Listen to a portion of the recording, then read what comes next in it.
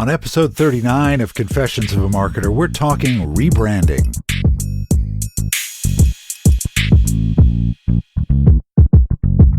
Welcome back to Confessions of a Marketer. Happy New Year. I'm Mark Reed Edwards.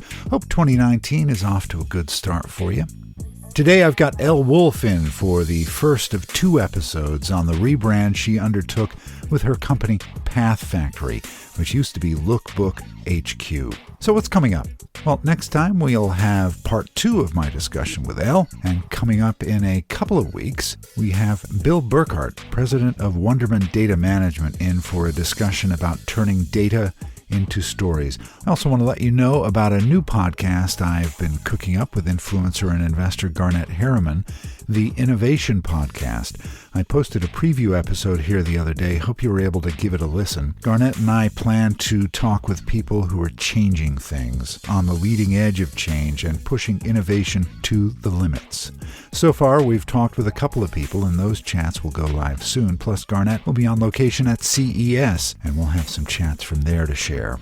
Really looking forward to digging into this new vein of discussion, and I hope you'll subscribe. It's on Apple Podcasts right now and is available at the iPod.fireside.fm with a custom URL just around the corner. Lots more to come on that, and lots more Confessions of a Marketer to come in the year ahead. So on to Elle Woulfe, someone I've worked with on a couple of occasions and have known since the early 2000s. Elle's rebrand of LookBook HQ wasn't a new coat of paint. It was a top-to-bottom rethink.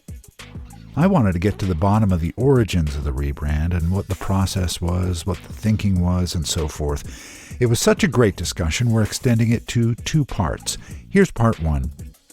Hope you enjoy the chat, and let's get to it. Elle, welcome to Confessions of a Marketer. So happy to have you here. Thank you. So tell me what precipitated the PathFactory rebrand. Was it kind of a dawn breaks on Marblehead moment, or did it slowly become evident that you needed a rebrand?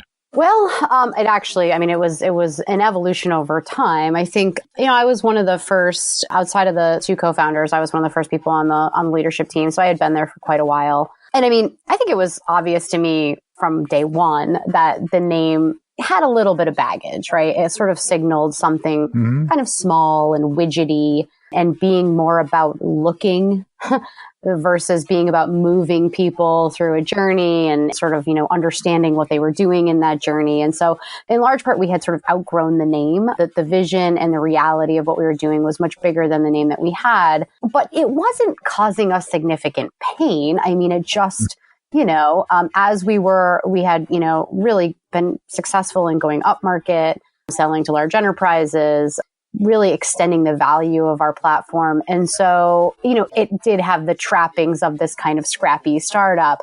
And so, when we actually began the process of rebranding, we didn't commit to it at all. We were working on some messaging and some positioning stuff. And that kind of led us to this place where we were working actually with a great agency and we had a wonderful experience with them. And they said, we never recommend this to anyone, but have you guys ever considered changing your name? And it was like, the 3 of us kind of looked at each other and said, well, yeah, we've all kind of thought about it from time to time, but it's, no one wants to jump into a rebranding project. It's a big project, right? And everyone has an opinion about it and you're never going to make everybody happy. And so, we said, well, why don't we see what it would look like? Let's at least explore it. Let's go down the path. And I kind of felt like if we did that and we saw what could be possible, who we could be, there was a high likelihood that we would all sort of fall in love with that vision. And that's exactly what happened. Yeah, it's interesting. And nothing ever happens like it does in textbooks. It's always there's a circuitous route or, something triggers something else and suddenly you've got a rebrand, right? That's right. And you have to be careful. Like, for us where we had a lot of momentum and the wind at our backs and things were going really well for us, rebrands can signal something negative. A lot of times you hear about companies rebranding in the wake of something that was not positive, and yet we were doing it for the opposite reason, to capture the momentum and to signal that we were doing something big and that we weren't that little startup that some people thought we were. And that was pointed out to us by, members of our board and lots of different people as we went. But I really, my background's in demand generation. I've worked for a lot of MarTech companies in demand gen, and I approach everything like a big integrated campaign. Like, let's really make sure we get as many touch points out there as possible, that we tell the story, that we're really clear about when we go out there and tell everyone that we've rebranded, that we tell them why we did it, and we're really transparent about that. So it really gave us an opportunity to sort of revisit people we hadn't talked to, give people a reason to talk to us again. And it ended up being not just a rebrand, but a big demand gen campaign for us, an opportunity to talk to buyers who may have some preconceived notion about us or had talked to us a long time ago. And we had, obviously grown up a lot since then. So it was a very positive experience overall. Yeah, so my next question kind of related to that, about talking to customers and other stakeholders to kind of arrive at what you needed to do. How did you handle that? Yeah, it was a pretty involved process. Now, I'll say it was a pretty involved process, but we also did not give ourselves a ton of time because by the time we made the decision that we were going to move forward with the rebrand, we knew that we wanted to launch at a big event. And the big event for us in our space is the Serious Decision Summit, which was happening in May. Mm-hmm. By the time we sort of locked in on the idea that we would move forward, it was well into February. And so we just had to, but we're a small agile team, and I was confident that, if we project managed it, and executed on it in the right way, we would be fine. So there's a number of things that we did. When we were doing this sort of initial bit of messaging and positioning work, there were several customers who were included in the early research phase of that. So there's a lot of feedback on how, the value that we provided those customers and how people think of us and what they think of us in terms of where we fit in their stack and all of that stuff. So that was all sort of part of it. And there were a lot of internal stakeholder interviews, people who had worked at the company for a long time and lots of different perspectives, that were brought in. So that kind of, I think, helped to inform the names, the actual selection of names and what, sort of would be a good fit for us and what we wanted to stay away from. And we had all these, very specific opinions about, it can't be a name that is difficult to spell or that you have to spell for people. Or, we don't like these 10 words for various reasons because they have a lot of baggage. So, we brought all that sort of to the table. Then, once we locked in on a name and really, we're getting too close to rebranding, we actually let a lot of our advocates, our customer advocates, in on the news quite early. And part of the motivation for that was we wanted them to feel like they were part of it, like they were part of our story and they were part of our news, and that they would be brand ambassadors for us when the news got out. I've watched a lot of B2B brands go through the process of rebranding, and I think it ends up being sort of like a ripple in the ocean because they sort of like change their name and do the thing and put out a press release and that's it. And again, I treated it like the biggest campaign I had ever run. Every channel, every possible touch point I can think of was utilized. And so one of the things we did was a couple weeks before we were going to announce publicly that we rebranded, we shipped out about 100 boxes, and many of those went to customers and important influencers and other folks, in the ecosystem and thought leaders and things like that. And it contained all this really lovely branded swag with our new company name and kind of said, hey, please don't mention this yet because it's not public knowledge yet, but we wanted you to be the first to know that this is happening. And so we brought a select group of people along early, and I think that was a really good decision. I think those people have been part of the story and they helped us to tell the story. And then we did something that other people thought I was insane when we decided to do this, but we told the entire PathFactory staff, we told everyone at the company about a month before. They knew the name. They knew what the identity was going to look like. We revealed it every Friday, sort of piece by piece. We showed them a new thing. We actually even took them through, here's all the names we didn't choose. So they could kind of get because I know, it's really hard to all of a sudden wake up and say like, oh, I used to work here and now I work here. It's hard to change your name. And so, we thought we could kind of soften the blow for people who weren't fully bought in by saying, yeah, but okay, you could have been one of these names and maybe now PathFactory sounds great. And so, we wanted to treat them like grownups and believe that they could hold this, in confidence. And we needed them to be really excited and bought into this idea because it shapes our culture, right? It's part of who we are. A lot of companies keep it completely under wraps until the end. And we just decided that wasn't the right move for us. And the news did not leak out. It was a big secret until the day that we launched. And I think the employees really appreciated being a part of that. They're all adults and you can trust them. Yeah, you'd like to think so. Yeah. So how did you arrive at all the different elements of the brand? First of all, the name, then the visual identity, the tone of voice and all that. Yeah. So I have to give a shout out to Velocity Partners out of the UK is the agency that we worked with on the project. And they are a great content marketing agency, but they also are a great branding agency. And they knew us really well and they know our space really well. And so we had been partners with them for quite a while. And, so we kind of decided let's go forward. And it was easier in some ways because they knew us so well and they knew what we were all about.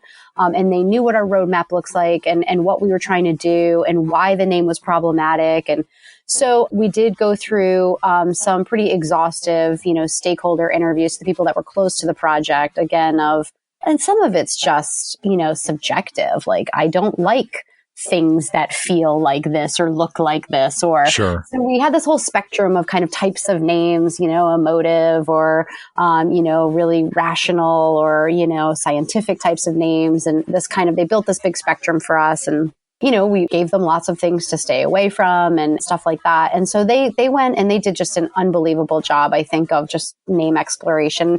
Part of that was looking at what domains would be available. I mean, if something was going to be incredibly costly, we probably were going to stay away from it. We're a, growth stage company, so we weren't going to spend millions and millions of dollars to get a domain. And so that was the initial phase. And, they came back with, I don't even remember what the first cut was. It was like 100 names. And I very deliberately had them only take, a very small group of us, myself and two people on the marketing team through that. Cause I knew that's too much for anyone to process. So we kind of went through the first pass of let's cut some stuff out. So by the time we got it down to around 20 names, we then brought it to, our CEO and our chief product officer, who are our two co-founders. And I felt comfortable okay, this is a manageable set that we can all start to look at. And I had everybody kind of blind vote. And we sort of looked to see where are we aligned and where are we not together on this. And we were unbelievably very aligned on PathFactory. And that kind of gives you a sense we must be onto something if we all feel like this is it. Right. And so that was it. I mean, the one thing that I think works to our benefit is that we are an incredibly agile, organization, and we're just used to operating with urgency. So while we approach everything from a very analytical perspective, we don't also get bogged down by that analysis. We'll look at the data and, and then we decide and we move on. And so we didn't drag it out. We didn't sort of belabor it and beat it up and look for reasons not to make that choice. We kind of were confident that our judgment was sound. And then on the identity side, it was hard to walk away from our old brand because I had been there about 3 years probably by the time we rebranded. And the designer who had really built our brand had been with me since the beginning, and she's still with us today. She's an incredible designer. We're so lucky to have her.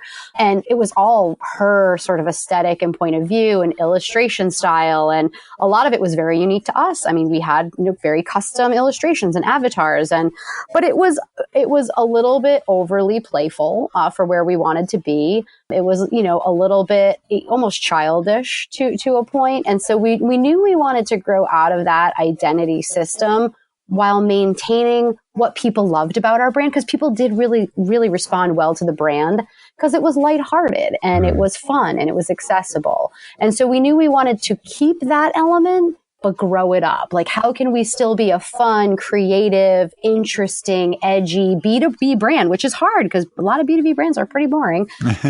But how can we do that in a way that's almost a little bit more classy and sophisticated? And so that's kind of what drove us. And then the name gave us so many vehicles for that, because PathFactory, it's all about, we're all about how do you take a buyer and move them through this path to purchase? How do you make it easy for them? How do you enable them to surface how do you help them just to find the content that they need to make decisions and help them to consume it in a way that's really expeditious and efficient and all of this stuff. And so that was all about paths. And that gave us a lot of fodder for sort of, look and feel and illustrative styles and things like that. And then Factory was, all about sort of order and repetition and predictability and efficiency. And so I think with those two things, that gave us a lot of ammunition to kind of figure out what that style should look like.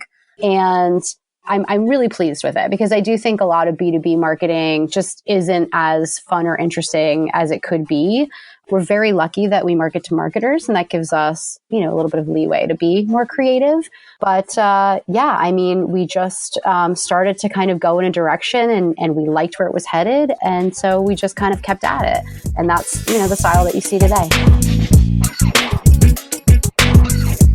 Thanks to Elle for being here. Next time we look at her secret weapon, how long the process was, what she learned that might help you if you're contemplating a rebrand, and what, if anything, she'd do differently. All right, so let's forge ahead into 2019. This episode of Confessions of a Marketer was written, produced, and edited by yours truly. T. Jordan of A-Class Productions wrote the theme music. Confessions of a Marketer is a trademark of Reed Edwards Global Inc., and this episode is copyright 2019. I'm Mark Reed Edwards. See you next time.